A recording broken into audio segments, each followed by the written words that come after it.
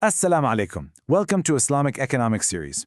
You've probably heard a lot about social enterprises, right? This whole idea of doing business for good. But what if there's a model that takes that concept even deeper? One that truly integrates faith, ethics, and economics into one powerful framework. Well, today we're going to explore exactly that, the Islamic Social Enterprise. Okay, so let's get on the same page. What even is a conventional social enterprise, or an SE? Well, you can think of it as a kind of hybrid. It's got the strategic mind of a business, but it's got the compassionate heart of a charity.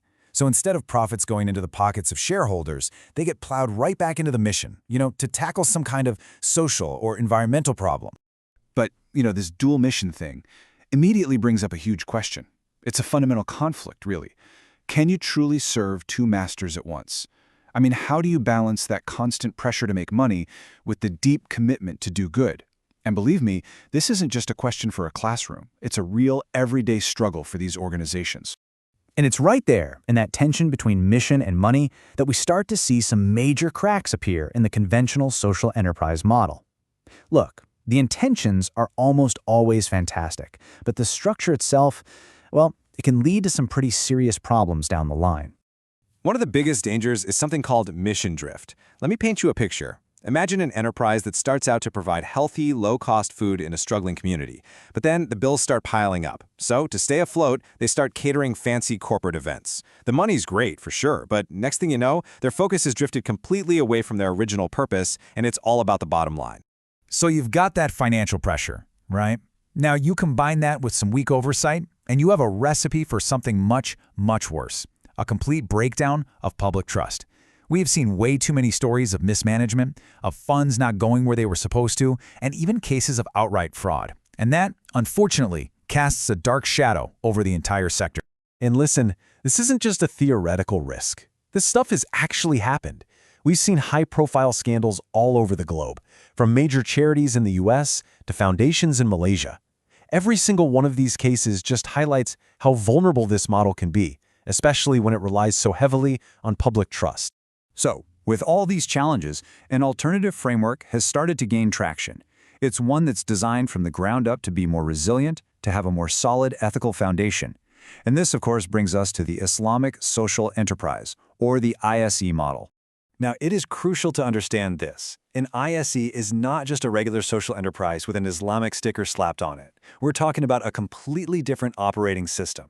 Where a conventional SE is based on secular ethics, an ISE is built on Sharia principles. And that changes everything.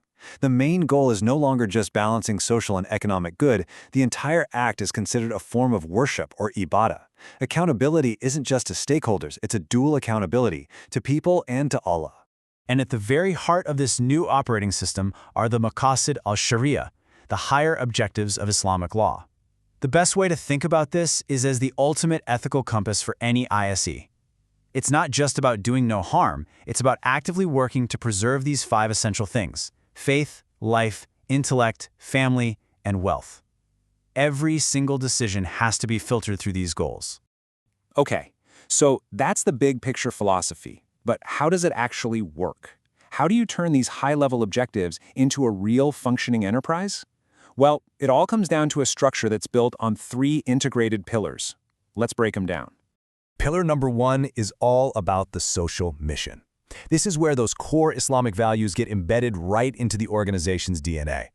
This isn't just some nice-sounding mission statement you hang on the wall. No, this is the very force that acts as a guardrail against that mission drift we were just talking about. And again, these aren't just vague, feel-good ideas. They are actionable commands. Ta'awanu means you must cooperate for the common good. Amar ma'ruf nahi munkar is a proactive duty to promote what's right and forbid what's wrong. You see, together, these principles create a powerful mandate for positive change. It's about actively improving society, not just doing business in it. All right, on to pillar 2. This pillar governs the enterprise side of the equation, the business model, the financials.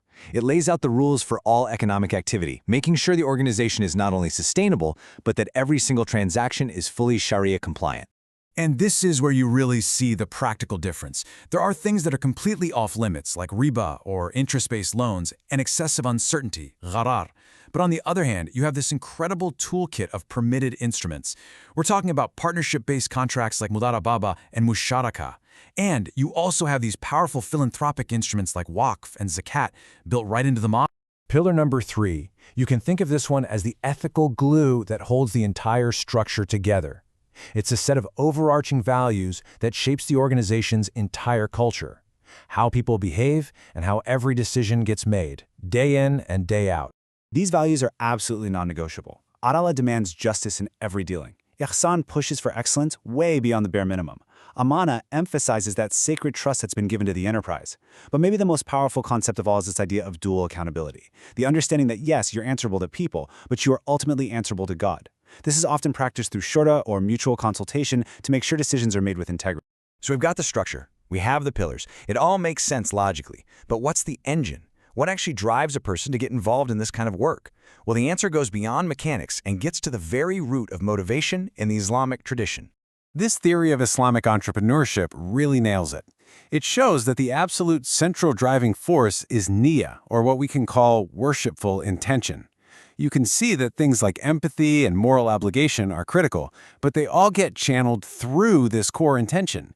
It's the niyyah that takes a good impulse and elevates it into a true act of Islamic entrepreneurship. So what does this mean in practice? Well, Niyyah completely reframes the entire endeavor. Running a business is no longer just a worldly activity about profit and loss. It becomes a form of worship, an ibadah. When your primary goal, your core intention is to please God and to serve humanity, it creates this incredibly powerful anchor. And that anchor is what protects you from mission drift. Your why becomes unshakable. And what's the ultimate goal of this intention-driven journey? It's to achieve Falah. Now, Falah is a concept of success that is so much bigger and more profound than just profit. It's a holistic success. It's well-being, happiness, and flourishing, not just in this life, but in the hereafter as well. That is the real measure of value. So when you pull all these threads together, what do you get?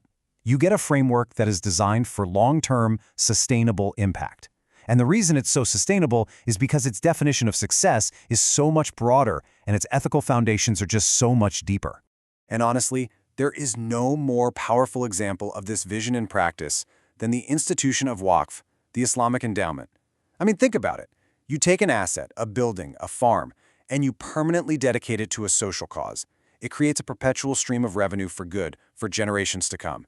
It's a financial vehicle that literally hard-codes the social purpose into its DNA, making mission drift essentially impossible. And that leaves us with a final big question to think about. Beyond its specific religious context, could the core principles of the Islamic social enterprise, things like dual accountability, worshipful intention, and these perpetual endowments, could they offer a universal model for building a more ethical and sustainable form of business for everyone? See you in the next one. Subscribe, like, and comment.